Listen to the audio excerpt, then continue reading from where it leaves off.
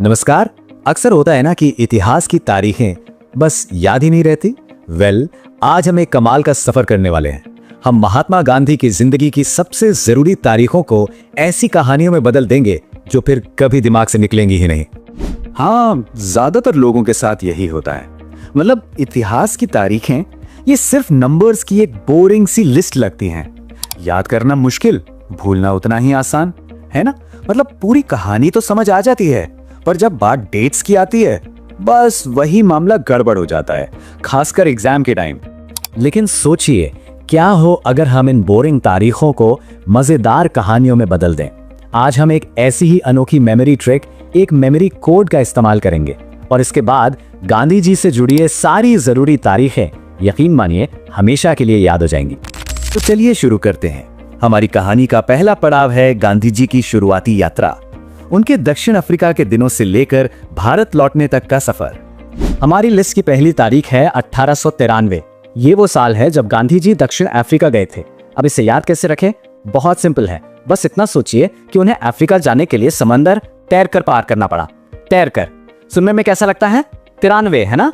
बस यहीं से हमें साल मिल गया 1893। और हाँ, एक बात और, ये अकेली तारीख है जो 1800s की है, बाकी सब 1900s की है। अफ्रीका पहुंचकर उन्होंने अपना पहला सत्याग्रह किया और वो कैसा रहा? अरे वो बहुत अच्छे से कामयाब हुआ और इसी कामयाबी ने उन्हें दुनिया में एक पहचान दी। अब इस अच्छे से पर ध्यान दीजिए, इसमें 6 की आवाज आ रही है। अच्छे 6। तो साल क्या हुआ? 1906। बिल्कुल सिंपल। अच्छा, जाने में तो उन्हें तैरकर जाना पड़ा, पर उनकी वापसी वो तो एकदम तूफानी थी।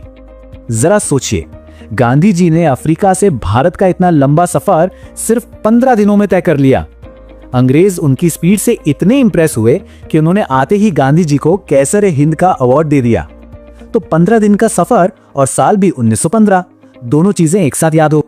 अब 1915 में भारत वापस आकर गांधी जी रुके नहीं, उन्होंने फौरन काम शुरू कर दिया और ठीक अगले ही साल मतलब 1916 में उन्होंने साबरमती आश्रम की स्थापना की। ये तो आसान है क्योंकि ये 1915 के एकदम बाद आता है। अब कहानी आगे बढ़ती है। हम उस दौर में पहुंच रहे हैं जहां गांधी जी भारत में एक बड़े राष्ट्रीय नेता बनकर उभरे और एक के बाद एक कई बड़े आंदोलनों को लीड किया। और यहां आता है चंपारण सत्याग्रह, भारत की धरती पर गांधी जी का पहला बड़ा आंदोलन। इसको याद रखने का कोड खुद सत्याग्रह शब्द में ही छिपा है। ये शब्द शुरू होता है सत्य से, और सत्य सुनने में कैसा लगता है? बिल्कुल 17 जैसा। सत्य 17। तो चंपारण सत्याग्रह कब हुआ? 1917 में। इसके बाद अगला आंदोलन था अहमदाबाद के मिल मजदूरों के लिए। अब एक सिंपल सा सवाल है, कानून के हिसाब से काम करने की यानी मजदूरी करने की मिनिमम उम्र क्या होती है? सही सोचा, 18 साल। बस यहीं से हमें साल मिल गया 1918, अहमदाबाद मिल मजदूर आंदोलन। और हाँ, ये वही आंदोलन था जहां गांधी जी ने पहली बार भूख हड़ताल को एक हथियार की तरह इस्तेमाल किया। फिर आया साल 1919, जब सारे भारतीय अंग्रेजों के खिलाफ हो गए। और इसी खिलाफत आंदोलन को याद रखने का तरीका भी बड़ा मजेदार है। सोचिए, 2 टीमें एक दूसरे के खिलाफ खड़ी हैं, बिल्कुल बराबर की। एक टीम में 19 लोग तो दूसरी में भी 19, मतलब 19 बनाम 19। तो साल क्या बना? 1919।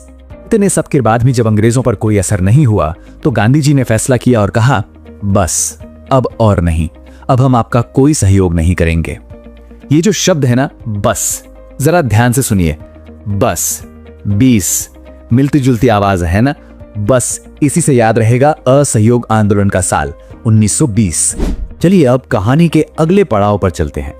ये वो दौर था जब आजादी की लड़ाई में बड़े बड़े समझौते हुए, बातचीत हुई और कुछ ऐसे विरोध प्रदर्शन हुए जिन्हें आज भी याद किया जाता है। जब गांधी जी ने कांग्रेस की कमान संभाली, प्रेसिडेंट बने, तो उन्होंने लड़ाई को एक नया जोश दिया। उनका इरादा साफ था कि अब अंग्रेजों से लड़ाई 24 घंटे चलेगी, 24 आवर्स। और इसी 24 आवर्स से हमें याद रहता है वो साल 1924। अब बात करते हैं ऐतिहासिक दांडी मार्च की। इसका लेना देना किससे था? नमक से। तो चलिए याद रखने के लिए मान लेते हैं कि उस जमाने में 1 किलो नमक की कीमत थी 30 रुपए। बस इसी 30 से हमें साल मिल गया 1930। और एक और जरूरी बात, दांडी मार्च के साथ ही सविनय अवज्ञा आंदोलन भी शुरू हुआ था। मतलब दोनों का साल एक ही है, 1930। इसके ठीक बाद 1931 में बातचीत की दो बड़ी घटनाएं हुई। पहला गांधी इरविन पैक्ट और दूसरा सेकंड राउंड टेबल कॉन्फ्रेंस। इन दोनों ही कोशिशों का मकसद क्या था? कोई हल निकालना, मतलब एकता बनाना।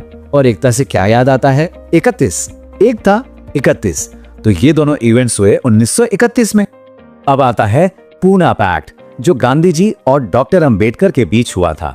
ये एक बहुत ही जरूरी समझौता था। जब दोनों के बीच बात बन गई तो जाहिर है सब खुश हुए और मुस्कुराए। और जब कोई खिलखिलाकर हंसता है तो क्या नजर आती है? उसकी बत्तीसी, यानी पूरे 32 दांत। बस इसी 32 से हमें याद रहेगा साल 1932। और इसी साल हरिजन संघ की भी स्थापना हुई थी। तो दोनों का साल 1932। और फिर आया आजादी की लड़ाई का वो सबसे बड़ा मोड़, भारत छोड़ो आंदोलन। गांधी जी ने एक बहुत ही पावरफुल बयान जारी किया, करो या मरो। उन्होंने साफ कह दिया कि अब अंग्रेजों को भारत छोड़ना ही होगा। तो ये जो उनका बयान था वो सुनने में कैसा लगता है? 42 जैसा। बयान 42। तो भारत छोड़ो आंदोलन का साल है 1942। तो देखा कैसे हर एक तारीख के पीछे एक छोटी सी मजेदार सी कहानी छिपी है। ये इतिहास को रटने का नहीं, बल्कि उसे याद रखने का एक बिल्कुल नया और मजेदार तरीका है। चलिए एक बार फटाफट से रिकैप करते हैं। 1915 भारत वापसी, 15 दिन की यात्रा। 1920 गांधी जी ने कहा बस। 1930 नमक की कीमत 30 रुपए। और 1942 गांधी जी का वो दमदार बयान। देखा अब ये तारीखें कितनी आसान लग रही हैं? तो असल बात यह है कि इतिहास सीखना सिर्फ डेट्स और फैक्ट्स को रटना नहीं है, बल्कि ये उन तारीखों के पीछे छिपी कहानियों को अनलॉक करने जैसा है। जब हम ऐसा करते हैं तो सीखना एक मजेदार और क्रिएटिव काम बन जाता है। और ये तरीका सिर्फ गांधी जी की टाइमलाइन तक ही सीमित नहीं है, इसे कहीं भी इस्तेमाल किया जा सकता है। तो अब सवाल ये है कि इतिहास का अगला कौन सा चैप्टर है जिसकी मुश्किल तारीखों को एक कहानी के जरिए हमेशा के लिए आसान बनाया जा सकता है।